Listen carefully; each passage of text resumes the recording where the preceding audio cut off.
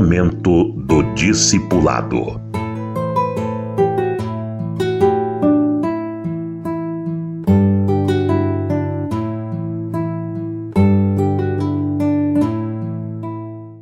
O discipulado prepara os cristãos para momentos de crise, momentos difíceis, momentos decisivos.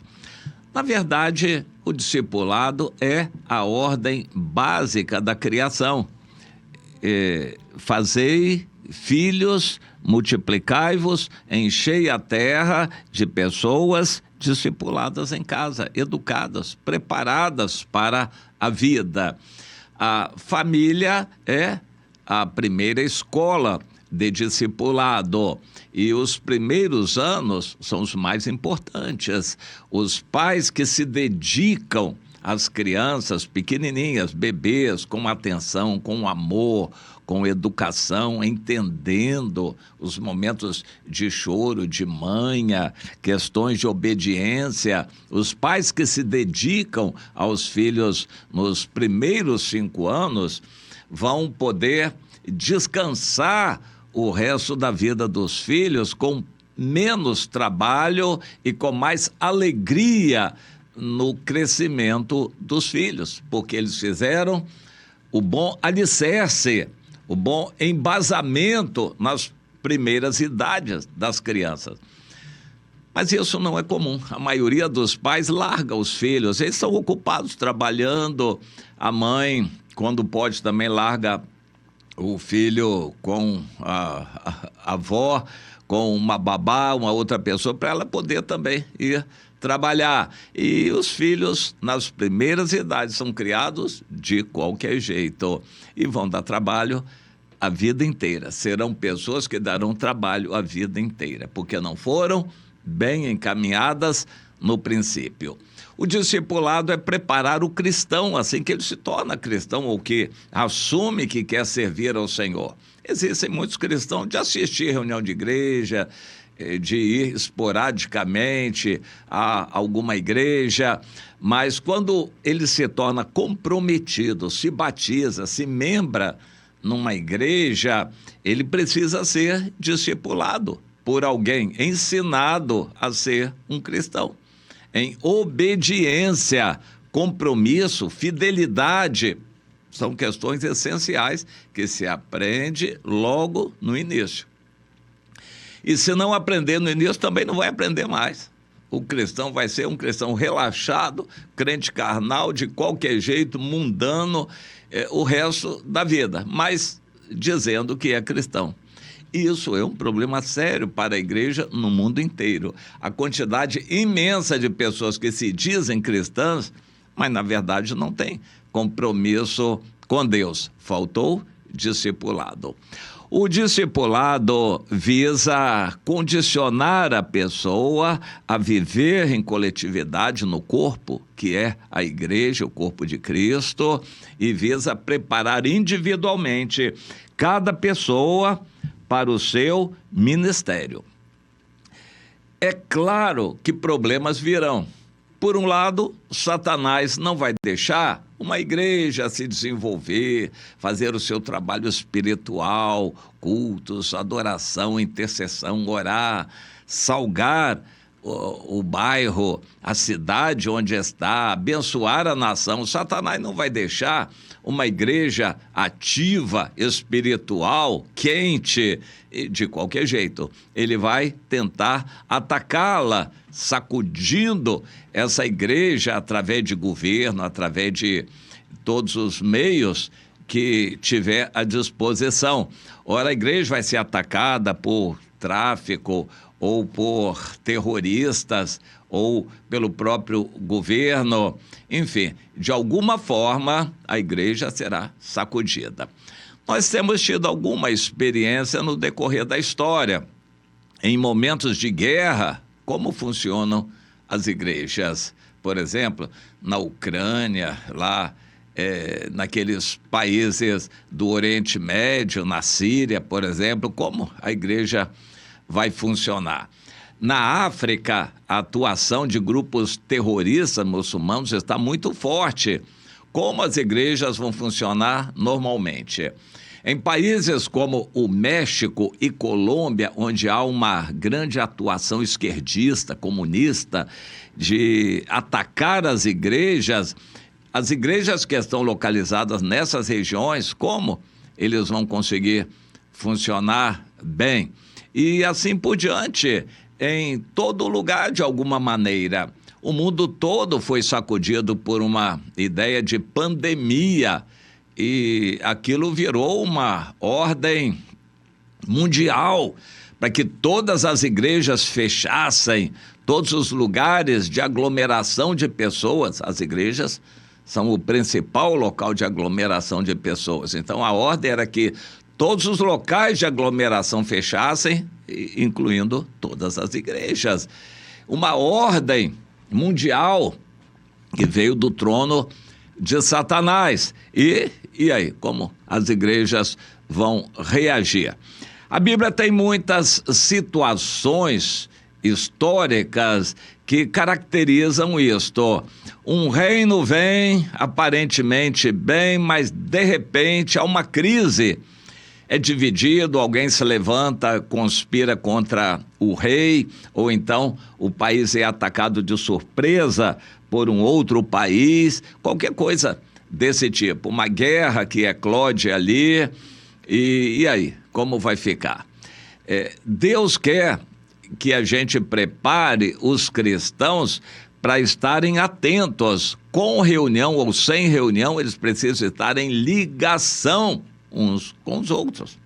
Você entende isso? Com reunião ou sem poder fazer reunião, eles estão em comunhão. Tem que estar em ligação uns com os outros. E nós temos que caminhar nessa direção. Mas não é o que acontece. A maioria das igrejas e dos pastores gosta de aglomeração. Quanto mais, melhor. Muita gente, isso se torna alvo dos maus olhados, isso se torna alvo de Satanás, isso dilui aquele ambiente de espiritualidade que deveria haver na igreja, mas quando infla a igreja com todo tipo de gente, programações especiais disso e disso, daquilo, a igreja não pode fazer o seu trabalho de edificação de si mesma para o crescimento espiritual.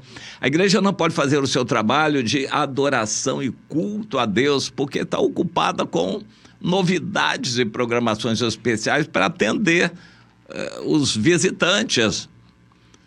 Você entende isso? Deus quer que a igreja seja o corpo de pessoas comprometidas com Ele, que se edificam mediante culto sério a Deus, culto para Deus, atuações de oração e intercessão.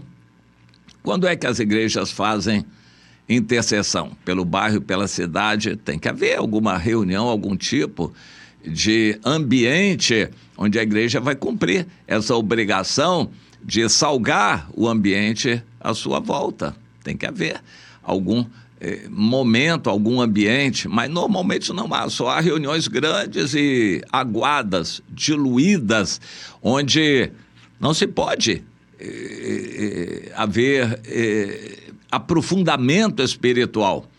Nas reuniões cheias de visitantes, cheias de gente de todo tipo, crianças, homens e idosos, pessoas de todo tipo, não dá para haver qualquer aprofundamento espiritual. Reuniões somente para tocar para frente e ver um número de pessoas. Isso não é o que Deus quer para a igreja. E também não se consegue fazer discípulos no meio de uma multidão de pessoas de todo tipo. O discipulado é um relacionamento definido, pessoal, grupos pequenos, para a gente poder exercer o que Deus quer que estejamos a exercer. Eu vou citar um exemplo. Ao invés de reunir 100 pessoas numa reunião de igreja, seria melhor que houvesse 10 reuniões de 10 pessoas cada uma, onde cada grupo daqueles estaria ocupado com o ambiente à sua volta, orar pelo bairro, compartilhar mais profundamente a necessidade de cada um daqueles 10. Seriam 10 líderes sendo treinados para cuidar de mais pessoas. Quando a reunião é maior, 100 pessoas, ali é show de quem é mais vocacionado para aparecer lá na frente, seja falando bonito, ou impressionando as pessoas, ou orando, a oração poderosa, ou então louvando, cantando, se apresentando, agradando as pessoas. Não é isso que Deus quer. A igreja é show. E Deus quer treinar líderes para fazer discípulos, para orarem a Deus, intercedendo, salgarem o ambiente à sua volta no bairro. Seria muito melhor 10 grupos de 10 pessoas do que um só de 100 pessoas. Mas por que as igrejas não fazem isso? Dá mais trabalho. 10 grupos de 10 pessoas, haveria muito maior proveito espiritual. Cada um participaria mais.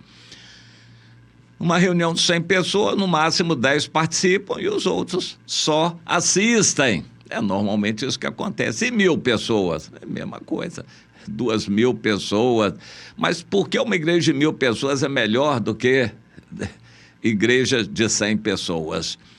10 igrejas de 100 não seriam muito melhor do que uma de 1.000, e essa de 100 ainda dividida em 10 grupos de 10, mas aí o grande líder não veria uma multidão na frente dele para ele se envaidecer, se engrandecer, se sentir o tal. Pois o plano de Deus está sendo distorcido. Nós não estamos na vontade de Deus. E o discipulado é um relacionamento pessoal definido, trabalhoso, que gasta tempo, mas que tem resultados bons. Prepara pessoas sérias, espirituais, comprometidas com o corpo também, para estarem atuando em momentos críticos. Mesmo que um líder, um grande líder, faça bobagem, nós não estamos livres disso. Em algum momento eu posso cair no pecado ou fazer alguma bobagem. Um grande líder pode cair. E se ele cair, o que vai acontecer? Nós lemos lá o que o Senhor falou em Zacarias, a profecia: fere o pastor, as ovelhas ficarão dispersas. Pois é. Quando um grande líder que gosta de aparecer, de se mostrar, de pregar, de ser reconhecido como grande líder, quando ele cai no pecado, há uma série de escândalos e muita gente se afasta do Senhor, a igreja se esfarela. Isso está acontecendo muito. Não é plano de Deus. Porque se o povo estivesse sendo discipulado, continuaria. A obra de Deus, que é de Deus, continuaria. Infelizmente, as igrejas estão se transformando em mega aglomerados de pessoas, muita gente sem compromisso nenhum, um monte de gente vazia, que não tem compromisso, não sabe o seu lugar, não sabe fazer nada. Se não tiver reunião, eles estão perdidos. Você é um crente desse tipo, se não houver reunião, o crente está perdido, mas não seria assim. Não deveria ser assim. Deus quer que cada um seja discipulado para salgar onde ele estiver, ainda que esteja sozinho, mas ele vai salgar o ambiente, pregar o evangelho e fazer discípulos. Se ele for discipulado, ele vai fazer discípulos lá na frente. Entenda isso para você se encaixar onde é o seu lugar e obedecer o que o Senhor quer, antes que seja tarde demais.